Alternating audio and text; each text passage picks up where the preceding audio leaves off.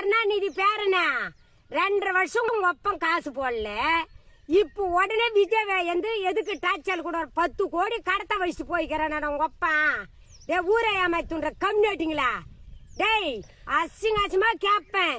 இன்னொரு தடவைக்கு அவன் அரசாங்கம் இறக்க சொல்ல போய் விஜய் இறக்க சொல்ல டாச்சல் கொடுத்த மக்களே உன்ன இன்னொரு தடிக்கு எத்தனை வாட்டில துண்ணுங்க? நீங்க கவர்மெண்ட் சொத்த மக்கள் பணத்தை எத்தனை வாட்டி துண்ணுங்க? ஏன்டா பணத்துக்கு அல்லாடுறீங்க? அமுத்துறீங்களாடா கோடி கணக்குல 10 கோடியை கடத்த வச்சுட்டு போய்க்கிறாடா. விஜய் புள்ளிய நொந்த அடிக்கிறாடா அண்ணன் தம்பியா.